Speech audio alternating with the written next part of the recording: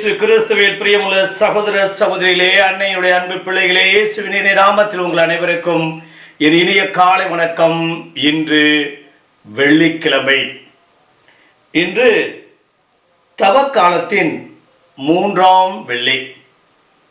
திருதி ஆண்டவருக்கு ஒப்புக் கொடுக்கக்கூடிய அற்புதமான நாளிலே நாம் மேற்கொள்ளக்கூடிய தவ முயற்சிகளையும், இன்றைக்கு மேற்கொள்ளக்கூடிய உண்ணா நோன்பையும், தான தர்மத்தையும், சிலுவை பாதையுடைய பேறு பலன்களையும் நாம் அனைவரும் பெற்று இன்னும் மகிழ்ச்சியோடு வாழ, இந்த தவக்காலத்தை இன்னும் அனுசரித்து ஆண்டவருடைய பாடுகளை சிந்தித்தவர்களாக வாழ நாம் இணைந்து ஜெபிப்போம்.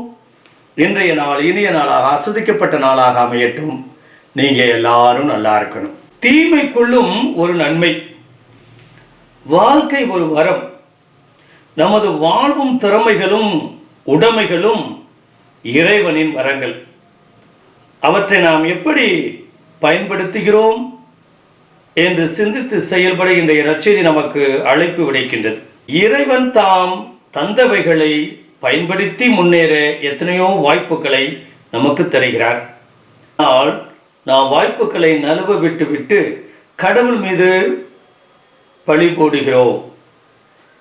நமக்கு அவர் மீண்டும் மீண்டும் வாய்ப்புகளை வழங்கி கொண்டுதான் இருக்கின்றார். தீமையின் வழியாகவும் அவர் நன்மை கொணர வல்லவர். முதல் வாசகத்தில் யோசேப்புக்கு அவர் சகோதரர்கள் செய்த தீமையில் இருந்து நன்மை வரை செய்கிறார். கடவுள் நமக்கு தரும் வாய்ப்புகளை பயன்படுத்தி தீமையிலும் நன்மை செய்து மகிழ்ச்சியோடு வாழ்வோம்.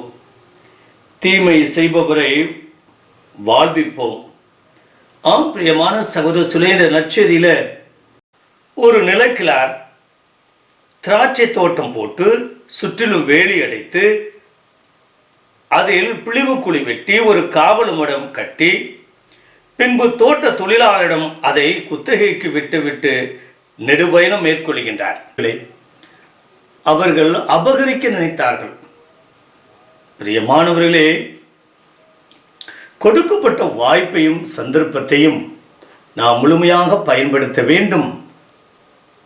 அடுத்தவருடைய உடைமைகளை, அடுத்தவருடைய பொருளை, அடுத்தவருடைய பதவியை, அடுத்தவருடைய சொத்தை, கொடுக்கப்பட்ட வாய்ப்பையும் சந்தர்ப்பத்தையும் நாம் முழுமையாக பயன்படுத்த வேண்டும்.